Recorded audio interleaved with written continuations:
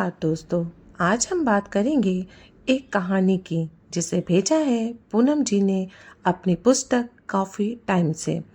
उनकी ये कहानी जिसका शीर्षक है परिवर्तन, एक ऐसे सेठ की कहानी है जो समाज के कुछ लोगों को हीन भावना की नज़र से देखते थे, लेकिन कुछ ऐसा हुआ उनके साथ कि उनका हृदय परिवर्तन हो गया और उन्हें उन लोगों के प्रति अपनी धारणा बदलनी पड़ी।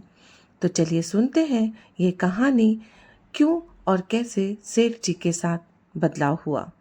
काफी संपन्न व्यापारियों में से एक नाम था सेठ भगत लाल का।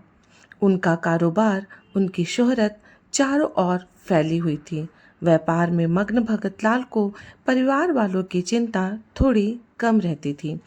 भगत लाल का एक पुत्र था जिसका नाम श्याम था। भगत लाल उसे अपनों से दूर बोर्डिंग स्कूल में पढ़ाते थे। जब वो घर आता तो भगत लाल की पत्नी शोभा उसका स्वागत त्योहारों जैसा करती। यह देख भगत लाल गुस्सा होते थे। शोभा एक सीधी सादी महिला थी।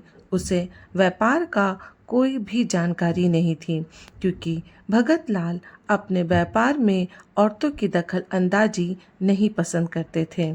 जिसके चलते वो व्यापारी थे, उतने ही औरतों के प्रति उनका विचार संकुचित था। उनका मानना था कि औरतों की जिंदगी चूल्हा चौके तक ही सीमित रहती है। ये ठीक सोच के विपरीत श्याम औरतों की बहुत इज्जत करता था और उन्हें अपने समाज में बराबरी का दर्जा देता था, चाहे घर हो या व्यापार। इस बात से दोनों बाप और बेटे में तकरार शुरू हो जाती। इधर श्याम एक मेनका नाम की लड़की से प्यार करने लगता है, जिसकी परवरिश अनाथ आश्रम में हुई थी। अनाथ आश्रम के तरह से हुई थी और वो कहने पर श्याम के सेठ भगत लाल मेनका से मिलने के लिए तैयार हो जाते हैं। देखते ही देखते मन में यही विचार आता है कि ये तो रंग बिरंगी तितली की तरह है।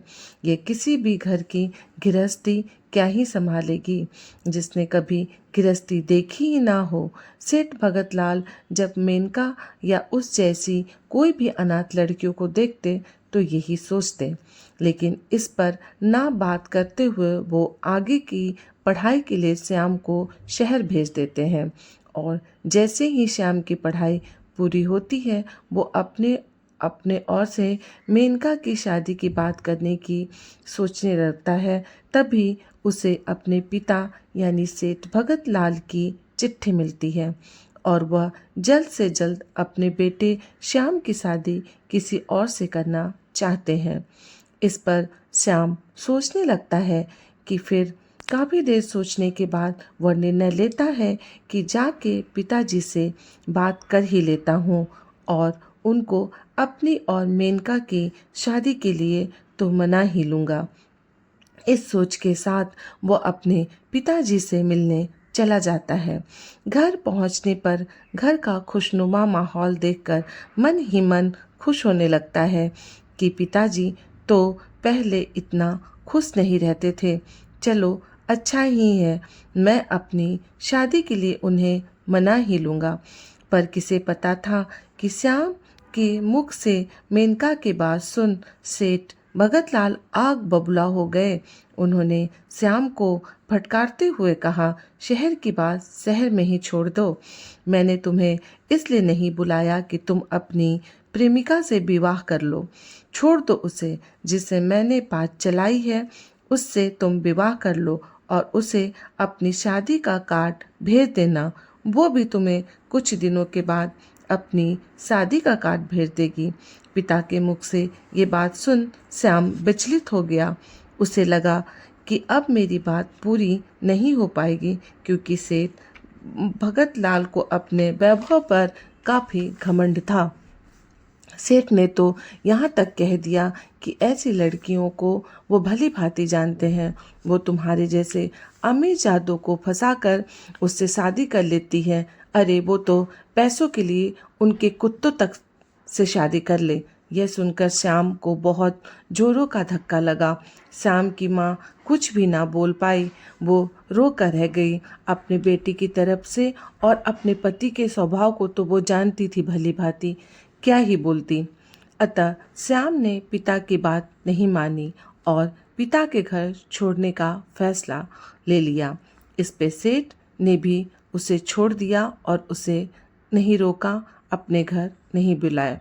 कुछ दिनों के बाद श्याम सादे तरीके से मेनका के साथ विवाह कर लेता है, लेकिन सेठ के डर से कोई भी शादी में शरीक नहीं होता। अब सबसे बड़ी समस्या बन के श्याम और मेनका के सामने आती है पैसों की, क्योंकि पैसा ही गृहस्थी के बुनियाद होती है। कोई बेरोजगार और प्रेम विवाह के नाम पर उसे घर भी नहीं देता। काफ़ी परेशानी के बाद एक खोली मिलती है जिसमें किसी तरीके से गुजारा होने लगता है और लोगों के बीच में खुसर फुसर होने लगती है कि इतना पैसे सेठ के पास है, क्या करेंगे। लेकिन सेठ भगत लाल ये सुनकर भी उनके कानों पर जूं नहीं रेंगती। किसी तरीके से मेनका को समझाते ने पर श्याम फिर से नौकरी की तलाश में निकल जाता है और उसे ट्यूशन पढ़ाने का मौका मिल जाता है, जिससे किसी तरीके से उसका घर चलता है।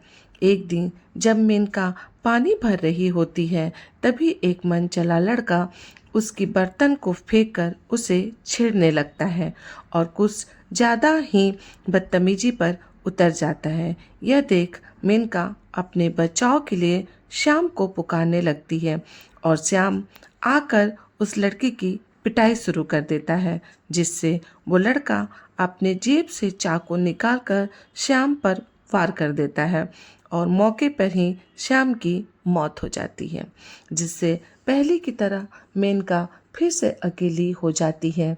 मेनका के विलाप पर हर किसी का दिल द्रवित हो जाता है। मेनका के पास तो श्याम की दाह संस्कार के लिए पैसे भी नहीं थे। मेनका अपने घरों के सामान बेचकर उसका दाह संस्कार करती है और विवश होकर अपने पुराने अनाथ आलय चली आती है। मेनका की कुछ सप्ताह बीतने के बाद पता चलता है कि मेनका माँ बनने वाली है। जितनी मुँह है उतनी बातें, जाने लोग क्या क्या बातें कर रहे होते हैं। इस पर चुपचाप मेनका भूत बनकर लोगों की बातों को सुनती रहती है और किसी से भी कोई भी जवाब नहीं देती। कुछ दिनों के बाद मेनका एक पुत्र को जन्म देती है। कई बार तो सोचती कि आत्महत्या ही कर लो, पर बच्चे को देखते हुए वो चुप रहती है।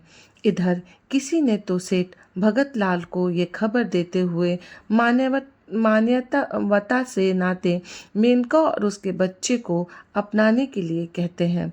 अपने बेटे को जिंदा रहने पर जब सेठ ने अपनी बात न मानी, तो वो बेटे के मरणोपरांत उसकी अमानत को क्या ही अपनाएंगे। उन्हें अब तो और भी मेनका से चिढ़ हो जाने लगती और सभी दुखों की जड़ वो मेनका को ही समझते। यह सुनकर देखकर सेठानी का मन मचल जाता और वो रोते हुए अपने पति से मेनका को अपनाने की बात कहने लगती। वो कहती कि मेनका नहीं बल्कि आप ज़्यादा दोषी हैं मेरे पुत्र की मौत की। एक दिन सेठ भगत लाल गद्दी पर बैठे थे, तभी उन्हें अपने मुनीम की बेटी और अपने मित्र राजा की बेटी की प्रेम कहानी का पता चलता है और वो फिर आग बबूला हो जाते हैं। वो अपने मित्र के बेटे को मुनीम की बेटी को भूल जाने का सलाह देते हैं। मित्र का बेटा पहले तो सोचता है कि उससे पिताजी मान जाएंगे, पर ऐसा नहीं होता और पिताजी कह उठते हैं कि अगर तुमने मुनीम की बेटी से शादी की तो मैं तुम्हें अपने जायदाद से बेदखल कर दूंगा। यह सुनकर मित्र का बेटा भगत लाल के सामने कहकर रोने लगता है और कहता है कि मैं नहीं चाहता कि मेरे जाने के बाद मेरी बीवी की हालत मेनका भाभी जैसी हो। उसे ऐसी हालात में मैं नहीं देख पाऊंगा। यह सुनकर भगत लाल के चेहरे का भाव बदल जाता है और वो अपने बेटे श्याम और उसकी बेबी मेनका को याद करने लगते हैं और घर जाके अपनी पत्नी को मेनका से मिलने भेजते हैं। मेनका अपनी सास को देखकर बहुत खुश होती है, पर उनके साथ चलने से इनकार कर देती है। वो कहती है, जिसने अपने बेटे श्याम को नहीं रखा वो मेरे बेटे गोपाल को क्या ही रख पाएंगे। पर वो अपने सासू माँ को अपने घर आने की इजाज़त देती है, जब चाहे वो अपने पोते से मिल सकती है। अपने पोते से इधर अपने पोते की शरारत भरी बातें सुनकर भगत लाल का मन भी उससे मिलने के लिए तड़पने लगता है और उसका हृदय व्याकुल हो जाता है, क्योंकि भगत लाल का हृदय अब पूरी तरीके से परिवर्तन हो चुका था और वह अब सोच सोचकर बीमार होने लगता है। इतने में भी अपनी भूल सुधारते हुए भगतलाल अपने मित्र को उसकी बेटी की शादी अपने मुनीम की बेटी से करने के लिए राजी कर लेता है। शादी के बाद सेठ की मुनीम की बेटी को भगत लाल की तरफ देखी नहीं जाती और वो चुपचाप मेनका भाभी को मनाने में लग जाती है। एक दिन गोपाल पर भगत लाल की नज़र पड़ती है, मानो उसे लगता है उसका श्याम फिर से उसके सामने बाल रूप में दिख रहा हो और वो जोर से उसे गले लगाकर रोने लगता है। यह हृदय परिवर्तन देख मेनका भी घर आने के लिए तैयार हो जाती है, एक बीमार पिता को नवजीवन प्रदान करने के लिए। सेठ के इस हृदय परिवर्तन से मानो घर में मधुमास छा गया और वो अपने पोते में अपने बेटे की झलक पाकर अब वो अपना सर्वस्व लुटा रहे होते हैं। तो कैसी लगी आपको ये कहानी? अच्छी लगी हो तो लाइक करें, सब्सक्राइब करें और ज़्यादा से ज़्यादा शेयर करें। और आपके पास भी कोई कहानी हो तो हमें लिख भेजें। डिस्क्रिप्शन में मैंने ईमेल आईडी दे रखा है, तो जाएं भेजें हमें ऐसी कहानी। धन्यवाद।